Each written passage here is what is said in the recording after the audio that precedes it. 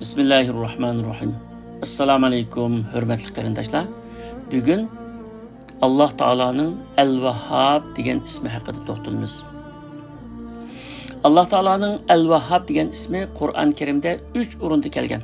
Ular Rabbana la tuzigh qulubana ba'da iz hadaytana va hab lana min ladunka rahma innaka antal wahhab. Am 'indahum khaza'in rahmat rabbikal azizil wahhab. قال رب اغفر لي وهب لي ملكا لا ينبغي لأحد من بعدي إنك أنت الوهاب degan oyatlar.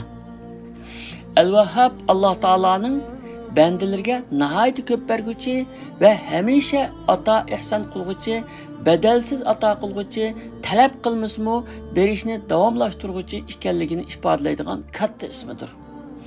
El-Vahhab, El-Vahib yani bergüçi degan isimden köplükni ve davamlıkni ifadelaydigan şekli bulup Allah Taala'nın köp bergüçi, hesapsız bergüçi ve davamlık bergüçi işkelligini ifadelaydi. Çünkü o tiligengimi, tilmegengimi, ibadet kılgangimi, ibadet kılmagangimi, şükür kılgangimi, inkar kılgangimi biridigan keremlik zattır. O Müslüman kafir dep ayırmay bütün insanlarga ve özü yaratkan barlık mahlukatlarga rızık bergüçüdür. Allah Teala köp katın bergüçüdür ve köpnü bergüçüdür. İnsanların arasındaki sehiler haciziniz düşüp kalganda bir katın biridir. Bazıları iki katın mı berişi mümkün. Ama üçüncü katın sorasanız ular sizden zirkidir ve berişini ret kılıdır. Ama sehilerin sehisi bolgan Allah Teala hemişe biridir, davamlık biridir, çeksiz ve hesapsız biridir. Onun üstüge siz talep kılsanız sizden memnun buludu, razı buludu ve sizge ibadetin savabını koşup biridir. Andın yana tilgellerinizin biridir ve sizni hemişe şundak tileşke buyuruydu. Udu'uni estecib lekum. Bana dua kılınlar, ben duayınlarını kabul kılman deydi. Yani dua kılış Allah'ın emri ve ibadetinin en körünerlik ifadesi. Alimler dünyadaki mümkün bolmaydigan matematika sizge berilgen nimetlerini sanap çıkıştır deydi. Demisimi pen texnika terakki qilib hemme narsani sanap çıqalgan takdirdimi xuddi qumning sonini, deniz dolqunlarının sanını sanap bereleydiğen matematik bolmagandak Allah Taala'nın nimetlerini, ata ihsanlarını sanap bereleydiğen hiç kandak pen tekniki yoktur. Ve in ta'uddu ni'metallahi la tuhsuha. Siler Allah'ın nimetini sanap tüketelmeysizler. Pen texnika qanchalik taraqqiy qilib ketsin, hisoblash makinalari qanchalik ilg'or bo'lib ketsin, ta qiyomatgacha Allah Taala'nın nimetlerini qat'iy sanab bo'lolmaysizlar deganlik. Allah Taala hech kim bilolmaydiganlarni bergüçüdür. İnsanların arasındaki sehiler odatda pul mol beralaydi. Ammo Allah Taala'nın bendilerge beradigan nimetlerinin en addisi pul maldır. Çünkü Allah hayat biridir, akıl biridir, perzent biridir, kuch kuvvet biridir, ilim hikmet biridir, hakimiyet biridir. Demek Allah Teala hiç kim bilolmaydiganlarni biridir. O Süleyman Aleyhisselam'a onundan keyin hiç kimge berilmaydigan padişahlıkni bergan. O qandaq padişahlık idi? O şamallarını ve cin şeytanlarını, kuşlarını, hayvanlarını başquradigan, ular bilan sözleşidigan ve ularni özü xalagan ishlarga salalaydigan padişahlık idi. Fesahharna lehu'r-riha tecri bi emrihi ruha'an haysu asab ve şeyatin kull banna'i ve gawwas ve aharin muqarranin fil asfad. Biz Süleyman'a şamalni boysundurup berdik. Şamal onun buyruğu bilen o xalgan tarafga larzan mağatdi.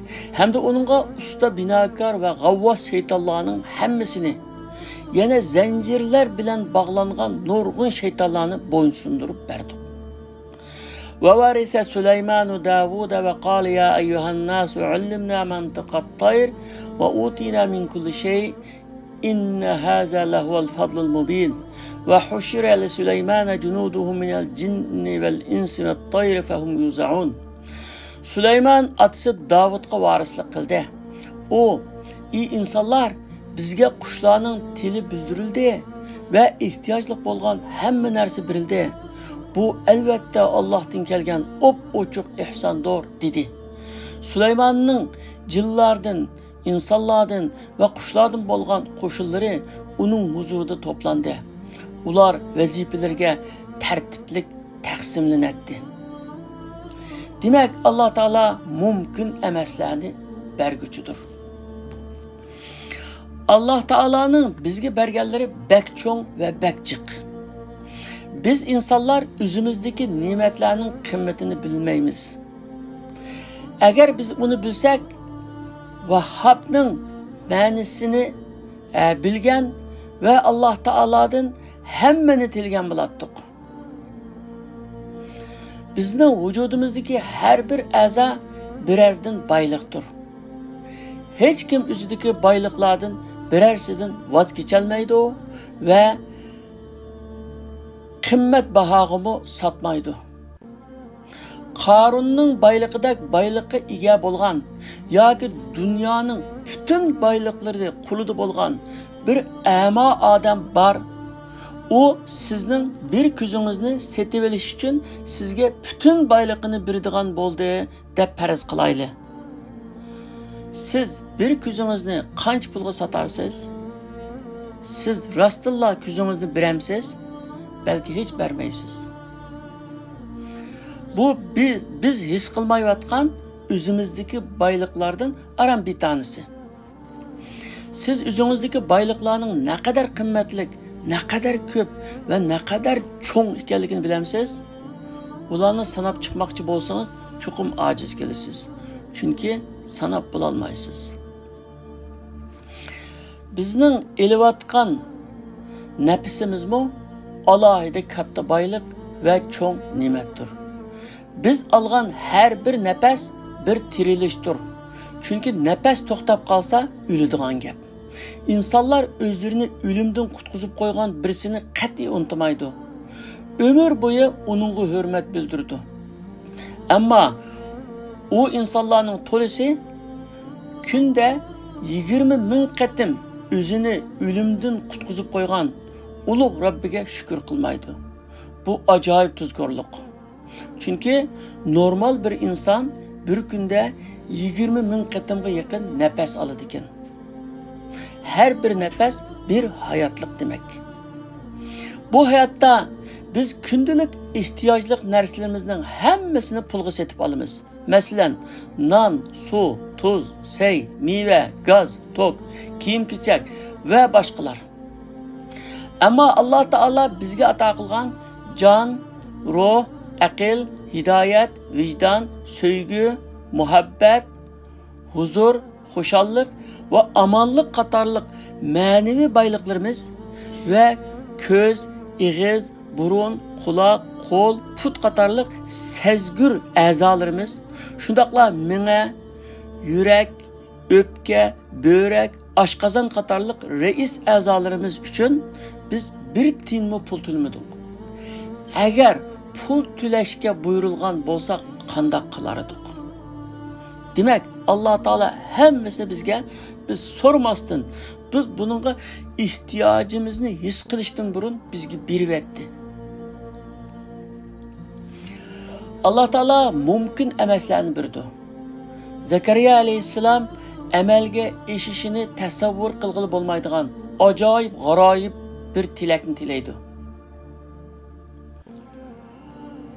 O'zi qirib mukchiyib ketgan, tini ojizlashgan, so'ngaklari yumshab erib ketgan turgan, chechi aqargan, ayoli yashinib qolganning ustiga tug'mas turuqliq u Allah Taoladan farzand tilaydi. Robbi la tazarni farda va anta khayrul varisin.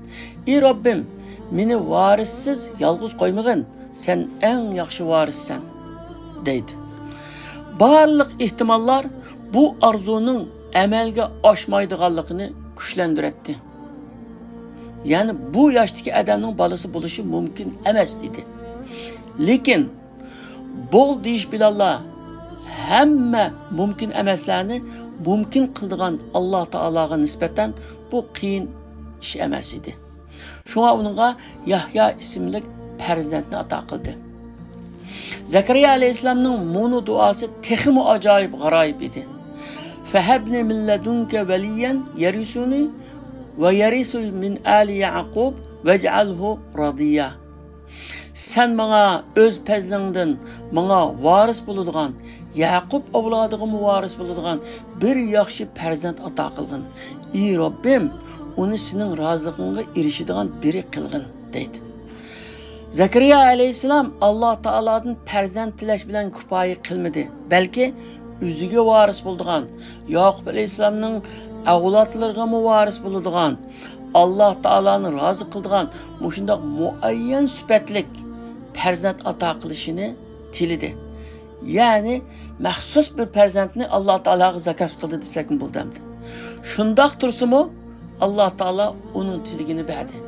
Chunki Alloh taologa hech qanday bir ish ko'p ko'rinib ketmaydi va qiyin emas. Fastajabna lahu va wahabna lahu Yahya va aslahna lahu zawja. Biz uning duosini ijobat qilib, uningga Yahyani ato qildik va uningga ayolini tug'adigan qilib berdik. Alloh taolo ajoyib, g'aroyib tilaklarni qabul qildi. Musa alayhissalom Alloh taolodan akisi Harunni payg'ambar qilib berishini tilaydi. Bu hech kim va hech qanday payg'ambar tilab boqmagan ajoyib, g'aroyib bir tilak edi. Uning ustiga payg'ambarlik degan tilaganga emas, balki Alloh taolaning tanlashiga asosan beriladigan bir katta ne'mat. Shunga hech qanday payg'ambar o'zining payg'ambar bo'lishini tilmagan. Hatto aqliga mukammagan. Ammo Musa alayhissalom aksi uchun uni tilgan. Vaj'alli vaziran min ahli Harun akhi. Menga oilamdan qarindishim Harunni yordamchi qilib bergin. Alloh taolo Musa alayhissalomning bu ajoyib tiligini qabul qildi va aksi Harun alayhissalomga payg'ambarlik ato qilib, uningga yordamchi qildi. Va qad utita su'laka ya Musa. Ey Musa, sening so'rganlaring haqiqatan sana berildi deb uningga xo'sh bishorat berdi. Alloh taoloning berishining cheki yo'q. İnsanlarning saxiylari mayli qanchalik saxiy va mard bo'lib ketsin, ular hisob bilan berdi. Ba'zida berganlari o'ziga ko'p ko'rinib ketadi. Ammo saxiylarning saxiysi, karamliklarning karamligi bo'lgan Alloh taolo xohlagan bandasiga hisobsiz berdi. Hatto uningga tasavvurdan yuqori ajoyib oliy martabalarni berib etdi. Chunki u talab qilingan ish yoki narsa qanchalik cho'ng va qanchalik ko'p bo'lgan taqdirdami berish uningga hargiz ig'ir kelmaydi va ko'p ko'rinib ketmaydi. İmronning ayoli Hanna qursiqidagi buviqini Baytul Muqaddasning xizmatini qilishga ataydi.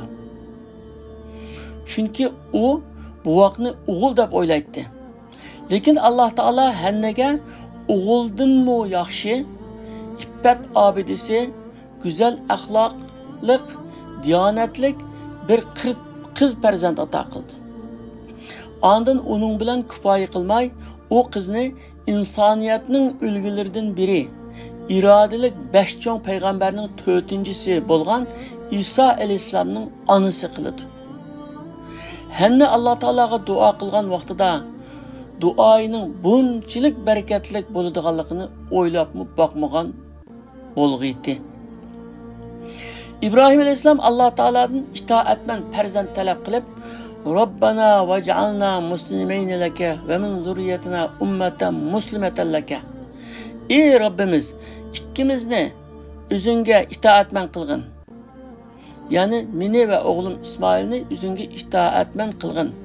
Bizning avlodimizdanmi o'zingga itoatman ummat chiqargin deb duo qildi. Allah Taala uning duosini ijobat qildi va uningga tilganlardan ziyodasini berib, inni ja'iluka lin-nasi imama. Seni chuqum insonlarga peshvo qilaman deydi. Amaliyotda İbrahim alayhissalom payg'ambarlarning peshvosi, Abul Anbiya deydi, payg'ambarlarning otasi deydi. Hatto shundoq bir peshvo ulug' qildiki, Ka'bani ziyorat qilgan odam İbrahim aleyhisselam'ınki ayak izi düşürülgen yerini kürdü. Andın Allah Teala bunu bilen kupayı kılmay, İbrahim aleyhisselam yaşınıp kalgan bolsumu onunla İsmail ve İshak aleyhisselam'ın ata kıldı. Andın ularını, o ikisini peygamberlerden kıldı. Ve kullen cealna nebiyya. Ularının ikilisini peygamber kıldı. Demek Allah Teala İbrahim aleyhisselam'ın itaatmen perzent tileşten ibaret birla tiliki üçün onu insanlığa peşva kılış, onunla itaatmen perzent ata kılış, ularga peygamberlik ata kılış, ularının neslini kildiğallarını peygamber kılış katarlık köplügen nimetlerini ata kılgan. Malum ki İshak aleyhisselam'ın neslinden kelgen peygamberlerinin ahiri Yusuf aleyhisselam. İsmail aleyhisselam'ın neslinden kelgen ahirki peygamber Hazreti Muhammed sallallahu aleyhi ve sellem'dir. Allah Teala Karun'a hazinelerinin atkuşlarını 40 tüge aran kötüreleydiğen altın gümüşünü Mekke'den Medine'ge quruq qol hicret kılgan ve boynuğa argamçını artıp bazarga çıkıp rızık işkini emgek bilen açkan Abdurrahman İbni Avf raziyallahu anhuga Tabuk gazdığa atlanıgan 30 bin askerini kurallandırgan baylıkını ata kılgan zattır. Yani Abdurrahman İbni Avf raziyallahu anhu özünün məxsus baylığı bilen 30 bin askerini kurallandırgan. Şu iniqki Allah Taala baylıqni özü yaxşı görgen ve yaxşı görmegen her qandaq bendisiga beridi. Amma iman ve hidayetni faqat özü yaxşı görgen bendilerge beridi. Şuna dünyada en qimmatli baylık iman bilen hidayettir. İman bilen hidayetten ayrılıp kalgan adam baxtsiz adamdır. En namrat adamdır. Allah Taala bir yaxşılıqның mukofatini hassilab berguchidir. Allah Taalaning karamining ve voyaga yetgan saxiyligining alomatlaridan biri shuki, u bir yaxshi amalga 10 ve uningdanmi ko'p mukofot berdi. Chunki u bir ayolni ussab ketgan ishqi suv berganlik uchun kengligi osmon zamincha keladigan oliy jannatga loyiq qilgan karamlik Allah Taaladır. Bir ishqi suv berish badaliga kengligi osmon zamincha keladigan oliy jannatni ato qilish Allah Taala'nın kerimining ifodasidir. Men zellezi yuqridullaha qardan hasanan fayudaifahu lahu ad'afan kaseera. Kimki pul melini Allah yurdi sarf qilib Allohga yaxshi qarz beradi ekan, Allah uningga necha hassa ko'p qaytiradi. Men jaa bil hasanati falahu 10 amsalha. Kimki dargohimizga birer yaxshilik bilan kelsa, u 10 hassa ortiq mukofotga erishadi. Allah Taala birini tilgan bandasiga birdan ko'pni berguchidir. Allah Taala'nın Vahhab degan ulug' ismining taqozosi shuki, qandoqla bir banda ya Allah, ya Vahhab deb mushu ismini vasila qilib duo qilsa, Allah Taala uningga tiliginidan ko'pragini berib, uni chuqum mamnun qiladi.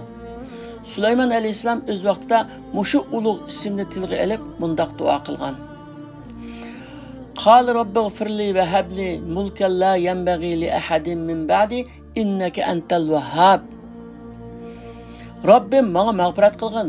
Bana mendan keyin hech kimga muyassar bo'lmaydigan bir hukmronlik ato qilgin. Sen haqiqatan ko'p ato qilguvchisan.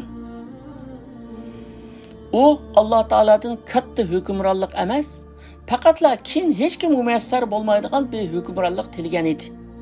Ammo Allah Taala uningga shamolni o'zi xohlagan taraflarga mangdira oladigan, şeytanlarni, jinlarni ishlariga sala oladigan, hayvonlarni va qushlarni boshqara oladigan va ular bilan so'zlasha oladigan katta bir hukmronlik ato qilgan.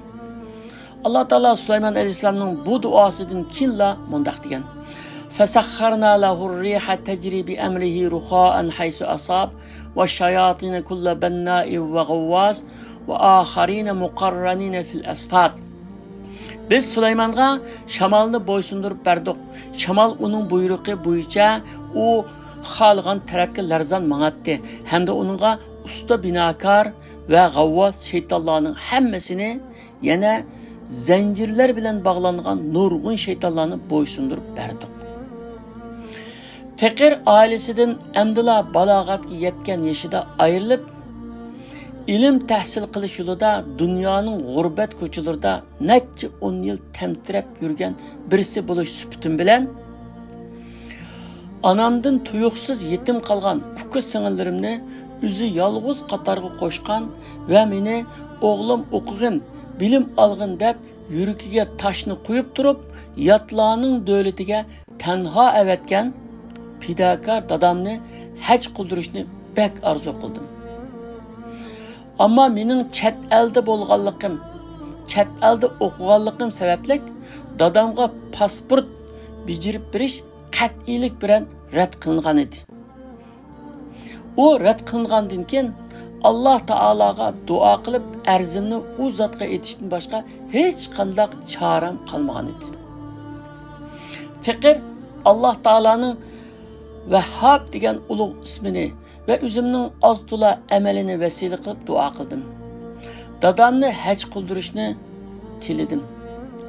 Natija men tasavvur qilgandan ve arzu qilgandan necha hassi go'zal bo'ldi. Chunki dadam hajla qilmadi, balki 10 necha yil ko'rmagan o'g'ilni ko'rib yuragi yoshardi. Ramazon oyining oxirgi 10 kunida haramda itikof qilish fursatiga muyassar bo'ldi. Balaliq çağıdan başlap ko'rishni arzu qilgan marhum tağısının farzandlarini ko'rdi ve şu kuni dadam uchun Madina Munawwara shahri bayramga aylangan edi. Ondan Madina Munawwaraning xurmuluq bog'larini qong'ucha tomosha qildik. Ondan Jidda shahrida Qizil dengizga cho'mildik. Ondan maxsus qatnash bilan dengizning ko'z yetmaydigan yerlarigacha bordik. Hac vaqti kelibdi, Faqir Saudiya Arabiston davlat radiosuning urunlashtirishi bilan hajga davlat tarafdan avatilgan fursatdan foydalanib, dadamni billa elib chiqdim va butun haj jarayonida yanida bo'ldim va xizmat qilib oldim. Men shunchalik bak xushul bo'lib ketdimki, agar dadamning shu qatimliq Saudiya Arabiston ziyoratini uzam planlagan bo'lsam, bundaq mukammal va bundaq yaxshi tartiblik planlay olmagan bo'lardim. Lekin Alloh taolo o'zining Al-Vahhab degan ismining barakati bilan men tilgan tilakni necha hassa oshirib berdi va ko'nglimda qilcha armon qolmagan shaklda uni o'rindab berdi. Al-Vahhab degan ismdan nimalarni o'rganamiz? Alloh taoloning Al-Vahhab degan ismidan ko'ngil ko'ksimizni keng tutishni, sehi mard bo'lishni, beg'ishlashni, Alloh yo'lida atashni, boshqalarga yordam qilishni va Ya Vahhab, Ya Allah deb duo qilishni o'rganamiz. Alloh taolo hammamizni hidoyatdan ayirmasin ve tilaklarimizni bersin. Amin. Selamet bulunlar. Vesselamu aleyküm ve rahmetullahi ve berekatuhu.